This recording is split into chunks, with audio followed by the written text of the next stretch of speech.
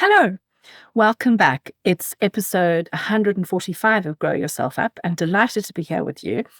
Today, I'm joined by a guest, Catherine Topham Sly. So I'm going to tell you a bit about Catherine, and then I'll talk a bit about what we discuss in the episode. So Catherine Topham Sly is the UK's leading expert in relationships after kids. She's the founder of Insight and Connection. She's a BACP accredited couples therapist and relationship transformation coach. Catherine is the creator of the Love, Happy, Live Free method, a unique personal development and relationship skills training program.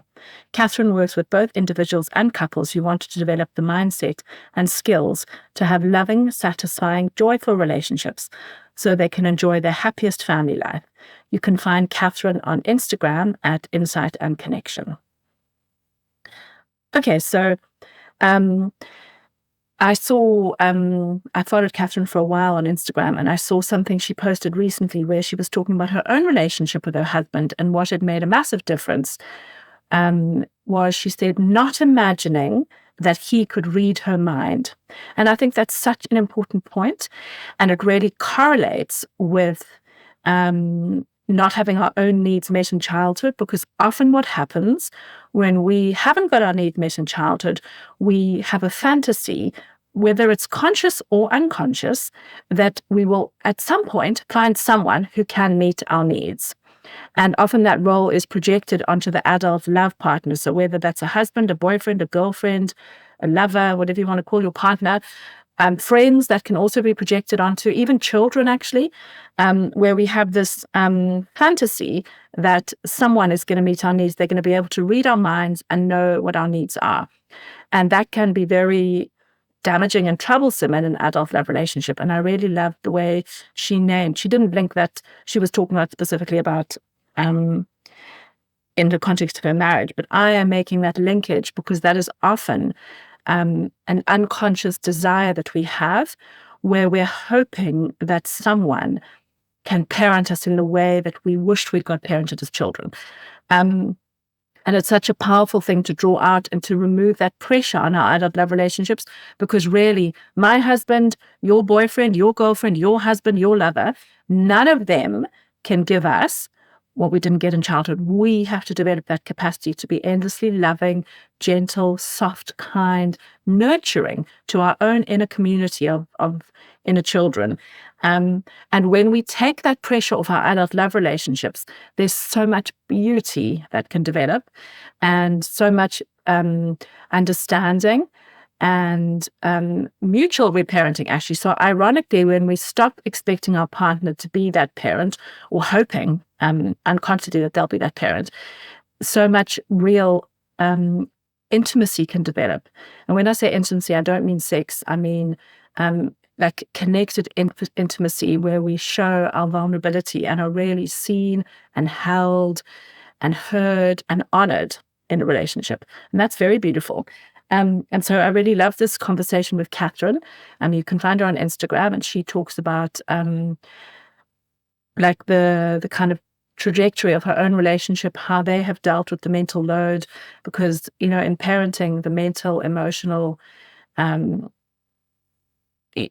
mental and emotional load is such a huge burden, and really bringing it out into the open and discussing it and noticing how it changes after we've had kids, and also noticing how women are often set up to absorb more of the mental and emotional load. Some people call it the mother load, but I think it's actually more that it's the mental and emotional load of being an adult, and then that kind of quadruples in size when you have kids.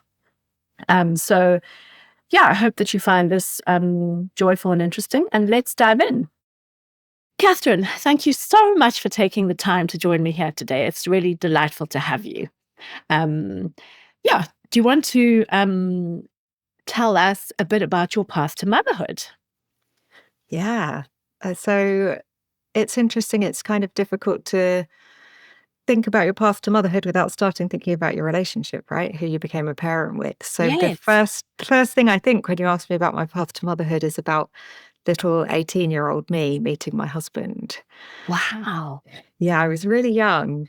Yeah. And so he was 22.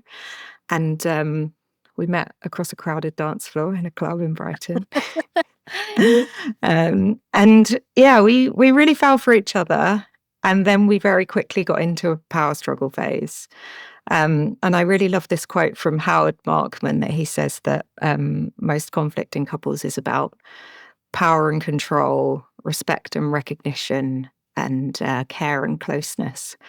And with that insight, I look back and I can see how much we got straight into battling over those things quite early on. But we really loved each other and we really wanted to be together. And my husband was quite ahead of his time, because when we were having a big fight one day, he said, I think we need to get some help. And this was about 4 years into our relationship. So, we were. Oh, so you were quite young. Yeah, really young, in our 20s. That's amazing. I want to hear more about the power and control, but anyway, let's unfold this story. Maybe we come back to that bit. Yeah. Yeah. Yeah. So, I mean, most couples at that point, if you've been together 4 years and you're fighting a lot, you probably just split up, right? Yeah, particularly in your 20s, because you were only 22 then. Yeah, really young. But I think, we really wanted to be together. And so we went to Relate, and we were so lucky. We had an amazing experience. So Relate is a relationship therapy charity in the UK. We had an amazing experience. We worked with a brilliant man who really helped us to learn to talk to each other, to talk and to listen, skills that we just didn't really have. We hadn't been modeled for us, right? So we learned to talk to each other. And what does that mean? To go on a deeper level, I think. Well, I think it's about getting to the bottom of what you're really fighting about. I think at that age, I didn't have that self-awareness of what was really going on. I couldn't see it through that lens of, actually, I'm fighting for more care and more closeness. When we're struggling over power and control and who's in charge here and what are we going to decide, who's going to get what they want and who's going to compromise, that really, so much of it is about that respect and recognition. Do you respect me? Getting to those kind of deeper questions. I mean, but for us, it was largely just being able to actually talk. And often when I say to couples, have you talked about this? They'll say yes, but sometimes the conflict can flare up so quickly that actually what we're talking is we thought about it, which is not the same, because when we get into that, when we're stressed and overwhelmed and we go into fight or flight, we can't hear each other, can we? So no, absolutely. Yeah. We just found having that third party there, that presence of someone who was calm and intelligent and insightful and patient and listened to us and made us both feel heard, then meant that we could calm down enough in order to be able to hear each other. So there's some of that co-regulation going on. Yeah, exactly. Yeah. And so things were much better after that. And then we got engaged and... So wait, can I ask you a specific question for the listeners? Mm-hmm. Because you and I are both therapists, but I want you to, if you can, because you might not remember this because it's a long time ago, I guess, can you remember any of the details of some of the fights or the nature of the fights where actually you were asking for closeness and connection or closeness and care, but you were fighting about power and control or respect? Yeah. Or if there were common themes? Yeah, there definitely were themes. It's funny, I do remember one particular fight because I always remember, his name was Tom, the guy who really inspired me and really is why I do what I do today. He was brilliant because he knew what to take seriously and what to make light of. And I remember he called it the bowl wars because we got into such a heated fight about the fact that I think it was me who'd left my bowl out on the table rather than cleaning up after myself. It was brilliant the way he just kind of made fun of it, helped us to stop taking everything so seriously. Yeah. But also to get to the bottom of what does that mean? Do you hear me when I ask you to do things differently? Does it matter to you that this bothers me? Yeah. And then I guess the power and control part is partly about when two people are learning to cohabit, you both have your little things that bother you that you need to ask of each other. And so if one of you's hearing the other and changing some things, but the other isn't, then you start to get into that what does this mean? Yeah. So in the bowl wars, was it that your husband liked things to be put away or washed or put in the dishwasher or something, and you had left it out, and you were wondering, And he was wondering, are you hearing me when I say, please do things differently? Yeah, I think so. But I think that it's always kind of so caught up in the other dynamics as well, because it's like, what about the things that you're asking me? That sometimes that anger about I've left the bowl out is partly also about the defensiveness about, me asking something from him. That's like, hang on, you're not even doing the things that I want from you. So you get these cycles going on. Yeah, so fuck you. Here's the ball out. Yeah. Yeah, like why should I can't think of an example of what I wanted from him at the time. And like you say, it was a long time ago. But it's like, why should I give you that when I've asked you to stop leaving your breakfast bowl on the table and I keep coming home and it's still there? Yeah. Yeah, it's so true. These things can be so inflammatory, and we immediately go into our own pain. When I was started to stay at my husband's house, he doesn't drink any hot drinks, so he had no mugs, which I'm like, what the hell? What is that even like? How can that happen? And I liked English breakfast tea. I like tea in the morning, and so I wanted to have tea in the morning. So he did actually buy milk, but then there was no cup to have it in. And then he decided to buy something, and he bought bowls. He literally bought bowls, not cups. And when I saw these, I was like, what the actual fuck? Like, how come you can misunderstand me so badly that you're buying bowls, not cups? And I had like a massive meltdown about that without actually seeing that how thoughtful it was that he had bought something that he'd really tried. And actually he's French, and so you would drink basically a bowl of hot chocolate. That's how they have their hot drink in the morning, right? Yeah, exactly. But they dip their croissants in it, don't they? Yeah, exactly. So it was so, but I used to go to therapy at 11:30 on a Saturday morning. And so I was full of rage arriving at my therapist about this incident, which was completely not about the cups. But yeah, anyway, I'm looking forward to hearing more about your stories. It never is about the cups, is it? No. It never is. And it really is about getting to the bottom of what it is about. And we got good at doing that. Yeah. We always joke now about how we had like 2 jobs to do at that point in time, right? We were like young, free, single people, just both working, no kids, and we still managed to have a fight about leaving a bowl on the table. Like, when you look back when you're like weighed down by the laundry of 2 small children and all of their mess everywhere, and you think, how on earth did we manage to have a fight about that? Yeah. But at the time, you're negotiating it all, aren't you? You're working out ways down with each other and how you're going to compromise. But yeah, we worked through some of that early stuff in a way that was so helpful. And so then we were engaged and we were planning our wedding, and I'd been so inspired by this experience. I'd actually had individual counselling a few years earlier before I met him, and then I'd had this experience of couples counselling, and I'd thought that first time this would be a cool job to do, but I was like 17, 18. And then this time I thought, I think this is actually what I want to do. And so I looked into it and I was working in marketing at the time, and I found it quite interesting, but I just don't ultimately care what brand of detergent anyone buys. I just couldn't bring myself to want to devote my life to it. So I'd been so inspired by this experience. I said to him, I found this training that I want to do, but it's going to mean that I'm probably going to need to leave my job. I don't know if they'll let me go part-time or how that will work. And he said to me, well, what about having a baby? And we'd always talked about having children. But at this point it was like, oh, right, yeah. I didn't take much convincing. I'd been really broody since I was about 12, to be honest. I really was quite easily convinced, like, good idea, let's do it that way around, actually. So we were really lucky. We got married and I got pregnant quite soon afterwards. And we had our eldest, who just turned 16 a couple of weeks ago. Wow, congratulations. Yeah, thank you. It feels like a big milestone. Yeah. And then we basically ended up kind of having the same conversation again a little while later, because I worked as a childminder for a while because I really wanted to stay at home with her. Yeah. And then I was again like, okay, I want to start doing this training now. And then he's like, well, what about having another baby? Because this is going to take 3 years. How do we want to do this? Do you want to do the training first and then we're going to end up with a bigger gap, or shall we just do it now? So we did. And again, we were very lucky. It didn't take too long to get pregnant, and then had my youngest, who is 13. So I've got 2 girls who are wonderful. And when my youngest was 8 months old and my eldest has just turned 3, I started my diploma. So it all kind of lined up and happened eventually. got through it. And yeah, it was definitely challenging. I remember when I was near the beginning of my diploma, the kind of course leader, he had warned me it was going to be a challenge with two such young children.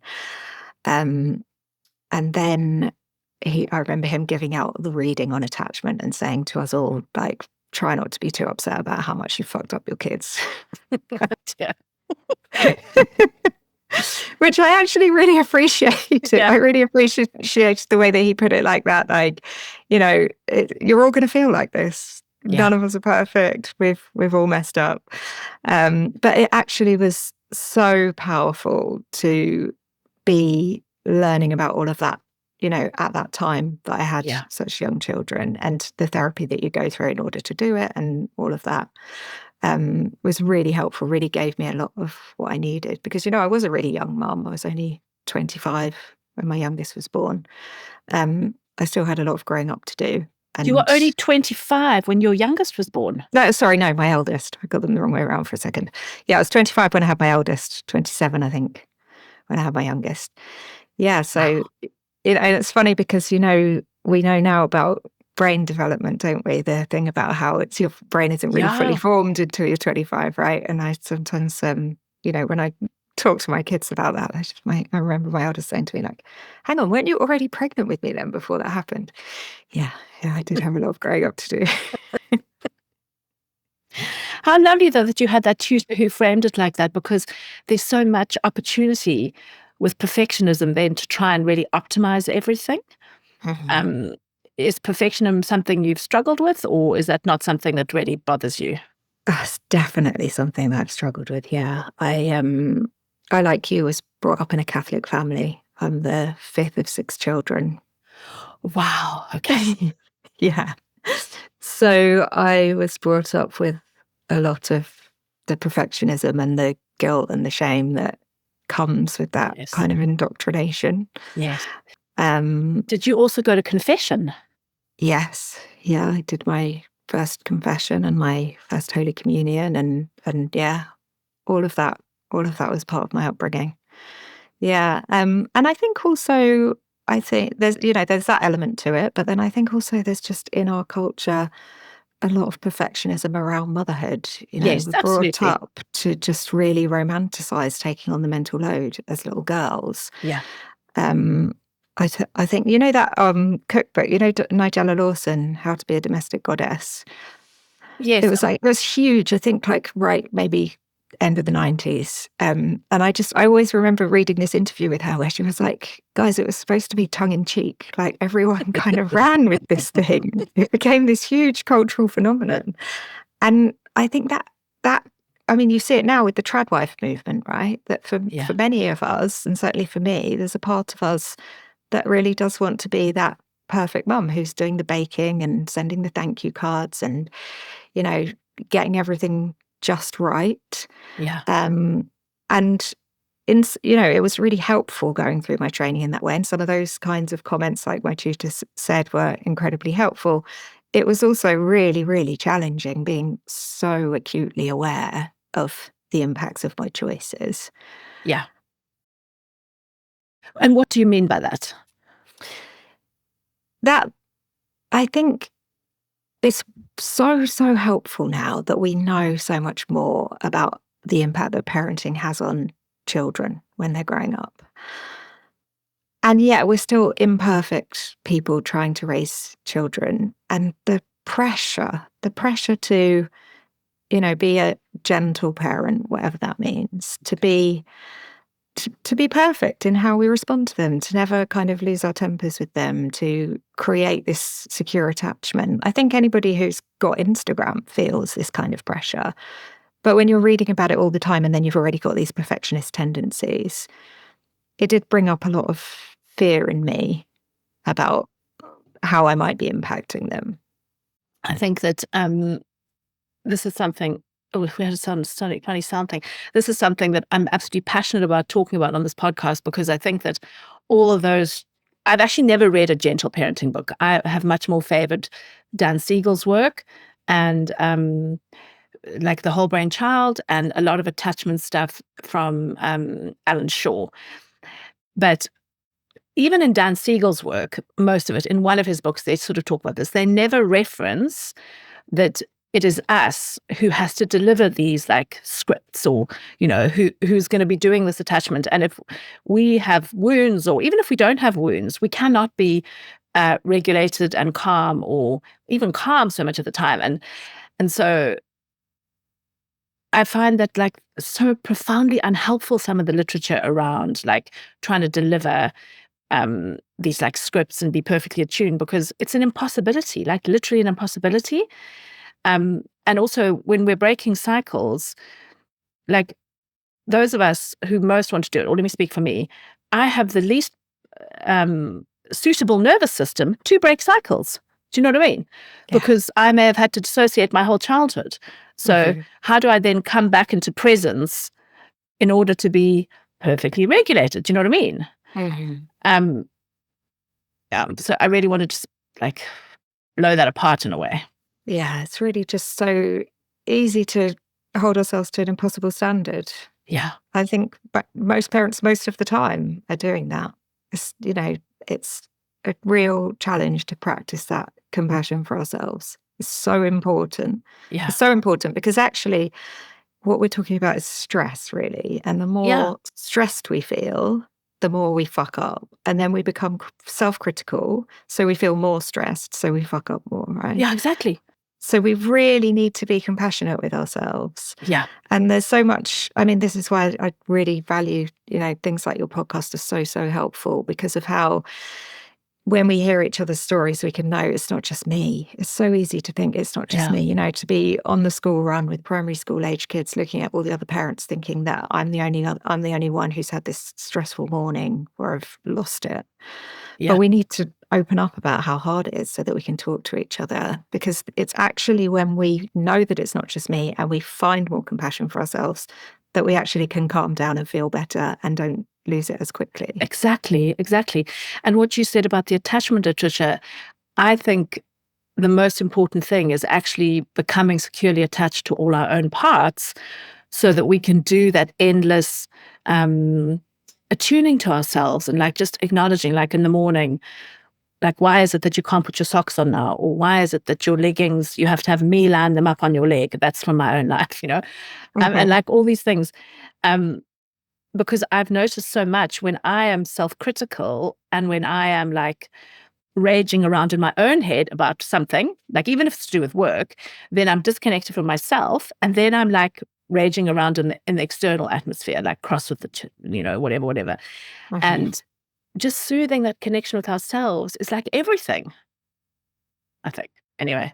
It really is. I mean, that was the big turning point for me, was a moment very similar to what you're describing, where we were just trying to get out of the house in the morning, and we were living in a building site, as so many families do, trying to renovate houses and raising young children at the same time. And the shoe's gone missing again. And I'm like, I get so angry when I've tried to put a system in place and then it still doesn't happen, because it's like I work so hard to try and prevent it. It's still my thing. My thing at the moment is like when someone finishes something and doesn't put it on the list, and then I go to use it and it's gone, and I'm like, I've made it so easy for you. You just have to put it on the list. And now it's not there. And it was the same. It was one of those moments of like, we're supposed to have this system where we put our shoes and coats in a little pile, and somehow something's missing. And, it's just these tiny things that tip us over the edge, right? Little, it can be a small thing, but it's the straw that broke the camel's back, isn't it? And I just absolutely lost it one day, just absolute meltdown. That really made me realize that, through my training, I'd realized how much, really how emotionally illiterate I was. Like I understood, I think when I was growing up, it was kind of okay to be sad or scared. It was all right to be worried. I remember my mum being very comforting when I was sad. But anger was this sort of weird thing that wasn't expressed and I didn't really understand. And, with early motherhood comes a lot of rage often. It's a very, very common experience. Yeah. And I kind of got in touch with this anger. And I also, at this point, this is a bit later when we've we'd moved house, we were doing a second renovation, and Oh, it had wow. become, yeah. Oh my God. Yeah, we spent our first 4 years of parents renovating a house, and then we had a couple of years of being quite settled, and then we decided to move and do another one. And the second one, in some sense, it was a bit easier because we had a bit more money. We could just get on and actually get the thing done rather than it dragging out for a long time. But we really got caught in a cycle that's so common between couples where it was hard. It was, the kids by this point were like maybe 3 and 6. And I remember sitting there one morning, I'm eating my breakfast and it's literally raining in the kitchen because Oh, we're pushing the limits of like when you can actually live in this thing while it's being built, right? And my husband was absolutely amazing. Like, he's a plumber and heating engineer, and he made it so that we always had some kind of working kitchen and a shower like every single day of this thing. wow. He was brilliant. He was so on it. What an And amazing skill set to have. yeah, so helpful. Yeah. Wow. Marrying him was a good decision for me for Yeah. so many reasons, but that skill set is definitely on the list. And but he was working so hard, and this is a few years ago now, 10 years ago, and he's done a lot of work on himself as well, and this has shifted a bit, but at the time his response to stress was always just to work harder and do more. I And so, understand that. yeah. I do that too. So I sometimes do that with some things, but generally my response to stress is that I just want to complain. I just like complaining. So this is this is not a great dynamic because I just want to be able to say to him, "Oh my God, what a day. This is so difficult." I'm like picking the Yeah. kids up, one from nursery and one from school, and I can't take them home. It's just not safe. So I'm having to take them out and keep them occupied off to school every day for weeks on end. We're either going to the park or we're going round to a friend's house because I just can't really come home until the builders have finished. And then I'm coming home into a makeshift kitchen and I'm trying to put together some kind of dinner. And Oh my goodness. it was really stressful. How much? And so he's just working and working and working. He's going and doing a full day's work, and then he's coming back and he's also working on the house because he's like, I just need to get it done and then it will be over. Yeah. And I'm like, I just need you to hear me about how hard it is. But he can't because he wants me to feel better. And at the time, his way of coping with me being stressed and upset is to try and fix it, not to listen to me, right? Yeah. So then we get into this cycle where the less that I feel heard, the more I complain. But the more I complain because he doesn't know yet how to kind of just be there for me and comfort me and support me. He doesn't know at this point in time that just listening to me will make me shut up, basically. Eventually, once I've heard, I'll settle down and I'll be okay and we can be connected. He can't feel that yet at this time. He's just thinking, this is so stressful, it's so overwhelming. It seems like nothing I do makes her feel better. He keeps pushing. But what I feel through that is that he's just pulling away from me. It seems like he's withdrawing, like he's not present, like he just seems to kind of hate me more and more every day. Yeah. Oh, that's so, I think that's such a really common cycle. And that thing about being able to tolerate our partner's emotions, like you can imagine how hard that must have been. Maybe no one tolerated him. Exactly. So hard because neither of us had our emotions tolerated. Like we'd both grown up in this kind of, well, that's not quite fair to say. Neither of us had the full breadth of our emotions tolerated, right? So we'd both been given different messages about what it was okay to feel. Yeah. But we hadn't just been held in that way that I needed him to hold me. So he didn't know how much power he had that he would be able to do that. Yeah. But eventually we did get there with a bit more support again. And now, he's brilliant. And do you know what? I don't complain anywhere near as much because I just have a little bone and he listens to me and then I'm fine. We'll just move on to the next thing. No, but it's so true because I've noticed with my husband, so often when we've had a tricky morning, I phone him after I've taken my kids to school and he's peaceful at work. And I'm like, like shouting about like, this one's this one's this. I hate them all, blah, blah, blah. And now he goes, yeah, it's so difficult. I know. And he doesn't go into any yeah buts or arguing or saying then making suggestions about how I could make it easier or better for me or something. And he's really just listens, and it really just deflates me. I go from being like, no, just go down like this, And I don't even feel like I'm being patronizing. Or sorry, that I'm being patronized, because sometimes I have taught him some of my therapy stuff, and then he does that back to me. And sometimes I do find that annoying. But just being listened to and like validated, it's like so powerful. It's so powerful. It's so much quicker and so much easier than getting stuck in those cycles, isn't it? Like Yeah. once you know how, it frees you to just be together. Yeah. And so, Catherine, that's a huge thing. I mean, how did you, from like a mental load perspective and the emotional load and everything, how did you even manage those building projects? Because those are huge things to have in the midst of parenting. Yeah, I mean, I think that was what really tipped us into that really difficult cycle at that time. Because in the beginning, like I say, I was quite, I'd romanticized the whole thing. I was really excited about being a mum, and it was easier because I was on maternity leave and then I was childminding. So I was looking after other people's children as well, but I was at home with my girls a lot in the beginning. And then even when I was doing my training, I had a little bit of childcare to help out so that I could go and do my course and study. And then the rest of the time I was home with the kids, and it was all kind of working quite nicely.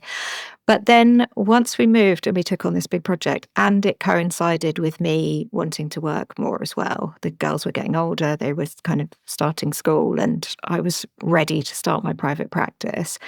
And then we also just had this enormous load where there's so many decisions to make. I mean, it was amazing getting to renovate this house and do things how we wanted them.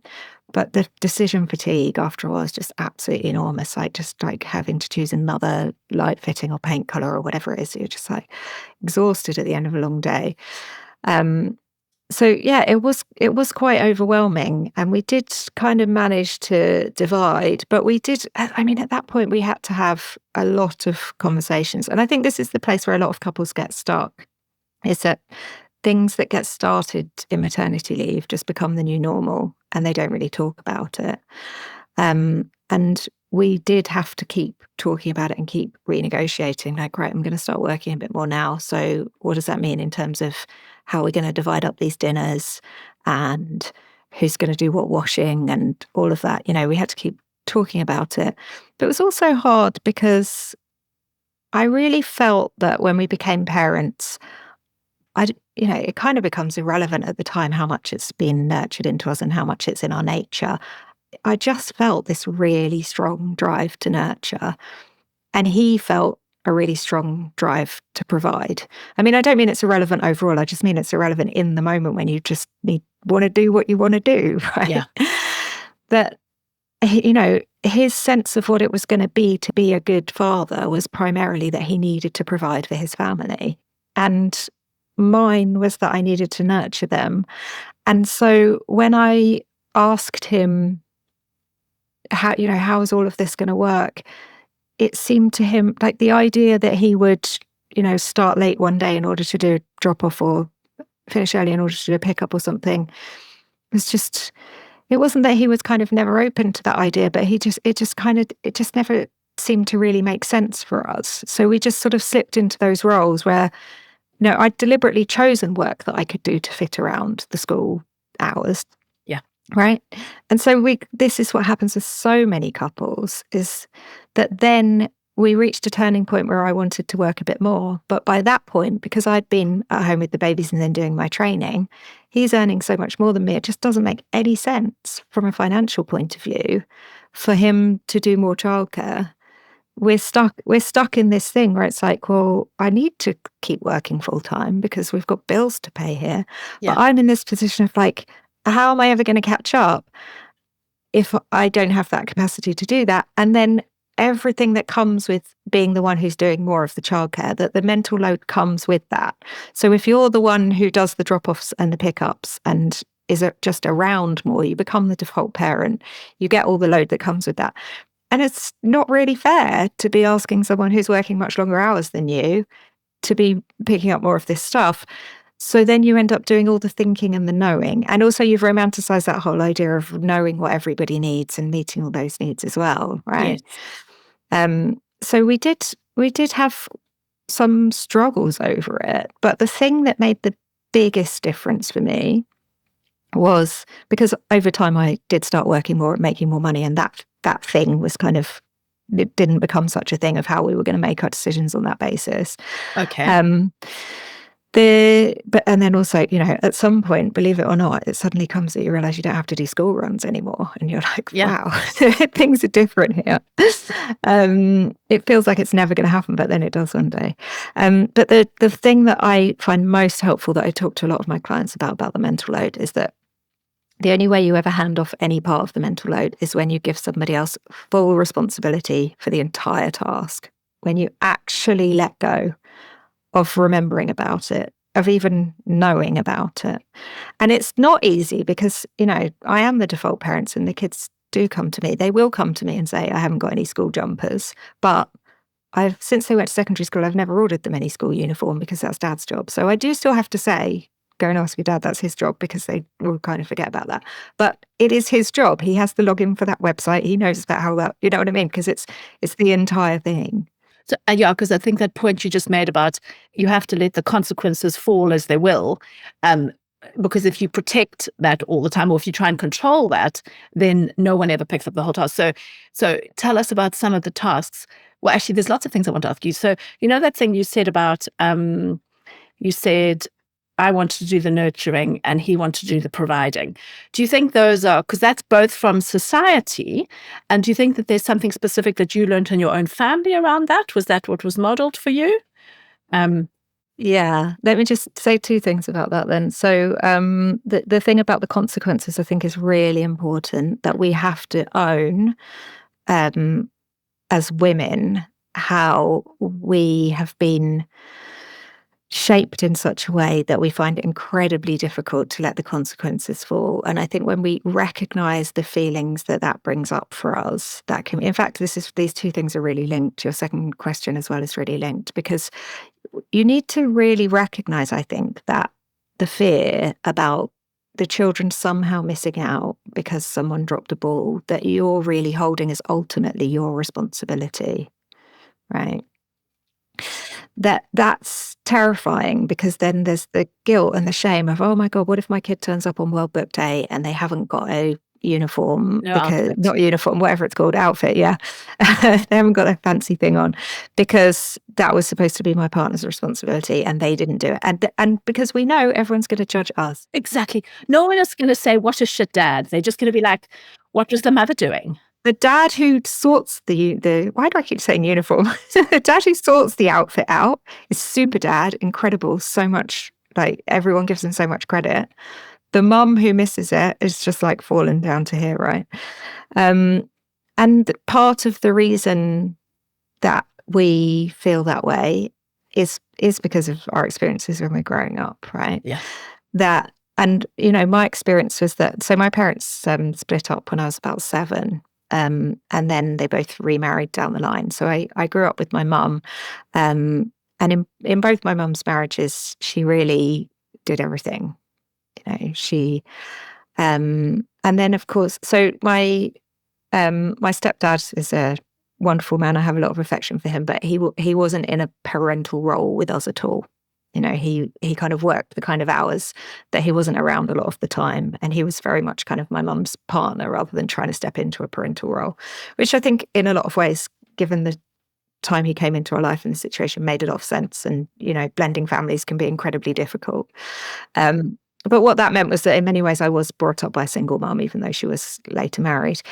And so she was doing all the nurturing and all the providing for 6 kids at this point. Wow. And also, yeah, I mean, that's a huge thing. Yeah. And she's got her own story as well, of like growing up in the 50s and 60s and being a product of her time and what she was taught about what her role was and how people responded to emotions at that time, all of that. Yeah. But she's a wonderful woman. I've got so much respect and admiration for my mum. And also, like we were saying about that moment when my tutor said, try not to get too upset about how much you fucked them up. She did her best with what she had available to her at the time. And so I saw that it was, mum's job to make sure everyone's needs get met, to do all of that stuff. And she was an incredibly hardworking woman. You know, I remember my mum working full time and coming home and cooking everything from scratch and mopping the floors late at night. And, you know, she really showed her love by meeting those needs for us. Yeah.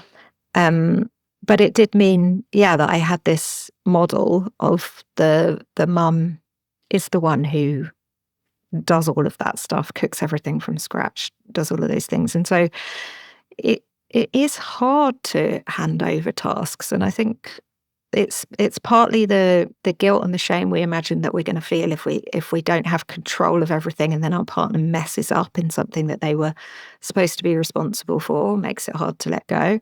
And also then the rage that we anticipate that we might feel in that situation. It's this thing that often comes up with like, it's easier to just do it myself. Yes. That sense that it's easier to just do it yourself, often what people are talking about when they say that is the practical side, but really the emotional side of that is massive. It's easier not to take a risk of how I'm going to feel, because I know how hard I am on myself if I mess up, and I can be very hard on my partner potentially then if they mess up as well. Yeah. But we have to choose in life between various difficult paths, don't we? There's no easy path. There's the path where you're frustrated and resentful, or there's the path where you take a risk that maybe you're going to feel like someone's judging you if your partner doesn't do things in exactly the way you think that you might want them to. But maybe you can actually feel like equals who have a stronger connection. Yes. And I think that what you said about it might feel easy practically to just think, I'm going to do it all. And I think that the emotional thing, I think you're really right, because you used the word fear initially, and then you said it's terrifying. And it is terrifying. I think the pure terror that we feel is a childhood thing, like the terror that we feel that everything is just going to collapse into chaos if we don't hold so tightly. And so that reparenting of ourselves, like our whole inner community, and the going back to that secure attachment with ourselves, that like we will soothe that pain in ourselves if we feel like, for example, if your child went to school with no World Book Day outfit or only a partial one or whatever they went with, and that we would survive that, because I think that so much of the stuff feels like it's life-threatening, with the volume of the feeling.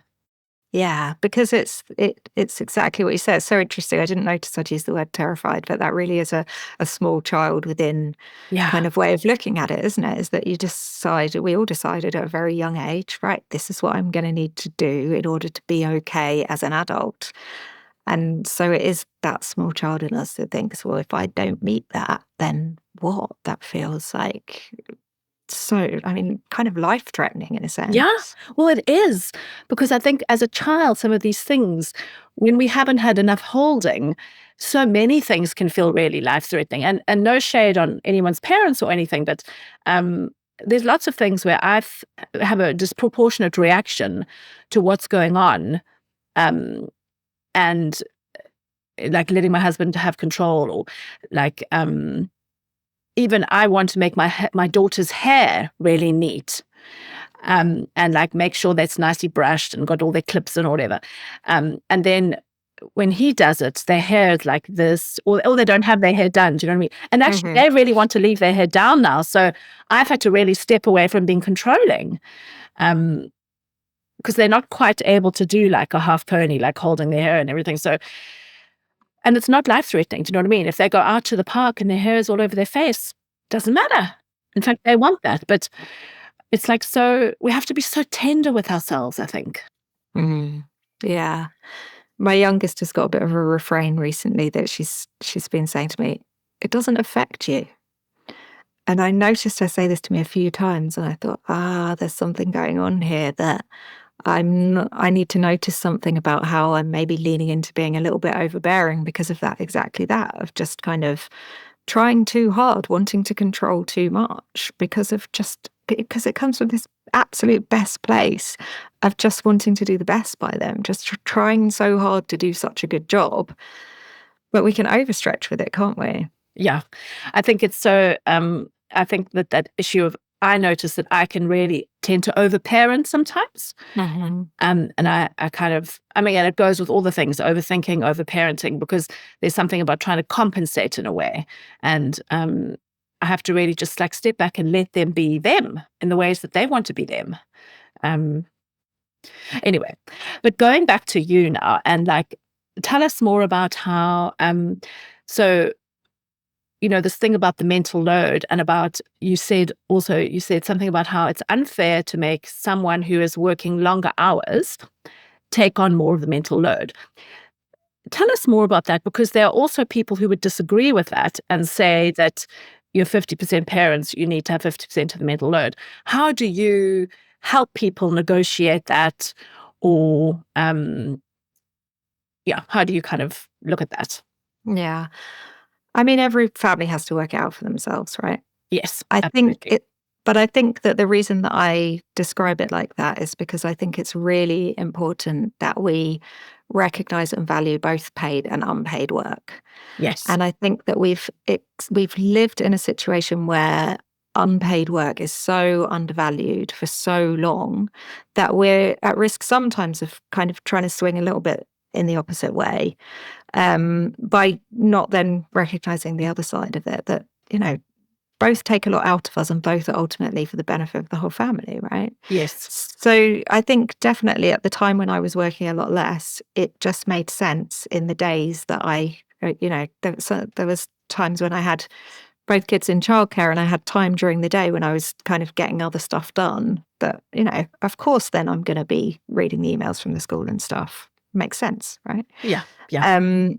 But we do kind of have to work it out for ourselves, and I think it's really important. I mean, I'm definitely not advocating for some kind of very old fashioned dynamic where someone's saying, oh, I earn more, therefore you have to do this stuff, or that kind of thing. I think I'm thinking about it in terms of like just balance of time overall, that we do what we can with the time we have available. In fact, I think that that's a much more helpful way to look at it in terms of time. Like, I always recommend to couples that they look at it like, how much free time does each of us have, and how can we make sure that we're both getting the same of that, right? Rather than kind of who's doing what here. A sort of a fairer way to look at it might be from starting from the other end. If one of you has got so much more time to chill out than the other, then something's off. And in order for the other to then get that extra time to chill out, what's the other one going to have to take on board in order for that to happen? I think that can be much more helpful. Yeah, that's a really beautiful way to look at it, actually, because sometimes, and I've noticed this particularly with women clients, it might be that they struggle to take the time to chill out. Mm. Or they want to control how the children are looked after in that time by the partner or something. And so again, that's kind of, you have to let that go, and take the time to chill out, like to meet our needs. And I think you're really right about that pendulum swing, that we go so far and then we swing straight back to the other way. And so, yeah, I think that's a really good point. It's kind of, I'm thinking about in my own marriage, where are we in that pendulum swing? We do it with so many things, don't we? And I was thinking about that a minute ago when you were saying about that kind of overparenting. But I think I do that as well because, like I say, my mum was very occupied with a lot going on. She'd also had a very overbearing mother herself, and she was very determined that she wasn't going to repeat the same, right? So she kind of swung a bit in that direction of kind of not being as available in some ways, or not wanting to not wanting to be overbearing, not wanting to give too much direction, wanting to just let us be who we are, which in so many ways I really benefited from. But then there was also this part of me that was like, I think maybe I'm going to want to offer my kids a bit more guidance. And then I can totally see my kids when they have their own, they'll probably be like, I just really want to like ease off. And because Be they more like sometimes Granny. exactly, yeah, because they can find me a bit overbearing. Like these are how these cycles happen. But the more conscious we can be of it, the more we can find it that the pendulum is kind of just swinging back and forth a little bit in the middle, rather than swinging all the way over to either side. Yeah. And I think that's such a beautiful thing to kind of acknowledge, because I always think it's so important. Like, I think that I've gone a lot less romantic about cycle breaking as time has gone on, or cycle shifting, because I think that there's no ways I have to acknowledge to myself, there is no ways I can break all the cycles of dysfunctional pain I got from my family. It's too much. I only have the nervous system I've got. I only have the capacity I've got. And we can hold so much more gently then, that like our children will continue our work. And like in my family, none of us now are alcoholics. Like in my family of origin, my dad was an alcoholic, and now my husband and I are not alcoholics. So that feels just like a massive thing to have broken, just like that, That's huge. That's enough for one lifetime. Yeah, exactly. I mean, I was a shopping addict, so it came out in other ways, but still. And Catherine, tell us about, I'm just conscious of the time. I just want to ask you, tell us about what have your pain points in motherhood been, and how have you kind of dealt with that? Yeah, well, that's a big question. It's making me think about how one of the things I didn't really see coming in motherhood was how you relive your whole childhood all the way through. Every time one of your children gets to a certain age, it makes you think about everything that was going on during that phase of your life. And the challenges that brings up, the pain of some kind of memories and unresolved stuff that still needs to be worked through.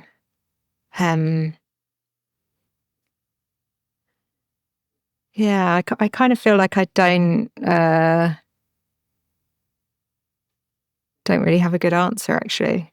That's a wonderful answer. And do you, in terms of working through that pain, do you go to therapy to do that? Do you talk to yourself and do reparenting, or do you share it with your husband or your friends? Or yeah, I mean, I don't know if I'll ever stop going to therapy. I love therapy. I find it so incredibly helpful. I've kind of been in and out of therapy for 25 years now, and sometimes more regularly or less regularly. But I find it so helpful. I find meditation incredibly helpful, journaling really helpful. I think one thing that often doesn't get mentioned is the power of friendship.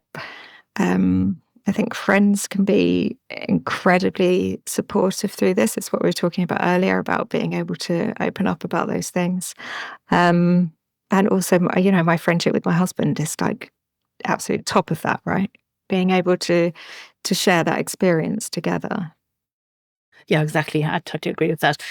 And then lastly, how do you bring in ease for yourself? So, part of that growing ourselves up is stepping away from all those things of trying to control everything, trying to like overparent over everything. How do you kind of just step it back and give yourself rest and ease? And I think that's really related to what we were talking about earlier about time, and recognizing that for so many women in early motherhood, we kind of lose sight of ourselves. We lose sight of our that kind of identity crisis that comes with it, and then just losing track of like, what do I actually enjoy doing? Who am I outside of this? So I think really through therapy, I kind of found a way back to myself, to find time for myself and making space for things. And I just think it's really important to have that identity outside of your role at home. And so kind of whatever it takes to feel that, doing things that just make you feel like me rather than mum all the time. Yeah, exactly. That's lovely. And so, Catherine, tell us, how can people work with you or contact you if they want to? So you can find me on Instagram. I'm Insight and Connection. My website is insightconnection.uk. But obviously links are in my bio there as well. So I work with individuals and couples. My kind of specialism is the transition to parenthood. So I really support couples who are working through a lot of the stuff that we've been talking about today, the mental load, those kind of cycles that flare up. But I also particularly love working with individuals as well who really want to work on their relationship, but their partner, for whatever reason, is not available, whether it's because they're unwilling or practically unable to. I support people who want to make their relationship the best it can be, really just by working on themselves and their part in that, to see that there's so much that you can do in that situation. Yes, actually, and we didn't actually talk about this in the body of the podcast, but something that you said on Instagram relates to that, where you made a comment about how you stopped believing that your husband would be able to read your mind. Mm, yeah. I mean, there's so much that we can learn. So many, obviously, as we've talked about, co-regulation is so important and breaking these cycles is really important. But actually, there's so much that we can learn just from one side that can really transform things in our relationships. These emotional regulation skills and also communication skills. Like most of us are kind of going around in the world, I think, imagining that we're a bit more see-through than we really are. We think that people can tell how we feel and what we want and need, or we're holding on to some fantasy that we think that if they love us, they should be able to somehow. And so, yeah, I absolutely love teaching these communication skills that have just helped me so much. Because, yeah, I mean, even now, we've been together 20 odd years at this point and we know each other so well, but we still say things to each other every day that are like, right, didn't realize that was what was going on here, right? Yeah, exactly. If, when you're kind of earlier in your relationship and you're really struggling with communication, there is so much going on between you. It happens in my office every day that I ask somebody, what's it like to hear that? And they're like, I had no idea that's what was going on inside my partner. So yeah, I really love supporting people with that. Yeah. And I think that really ties in often when we don't get our needs met in childhood, or if we've been parentified, we're sort of so hypervigilant. We're always checking, what do our parents need? And we kind of outsource our own needs and we don't know they're even important. So I think then we sort of imagine what you said, that someone will be able to pick them up and kind of notice what they are. And really that growing ourselves up is taking all our needs back into ourselves and then taking that responsibility for really finding how we can meet them. Absolutely. And with that taking that responsibility comes empowerment. Yeah. That's wonderful. Okay, this has been such a joy. Thank you so much for taking the time to join us here today, Catherine. And yeah, it's just been a real pleasure. Yeah, for me too. Thank you, Cath.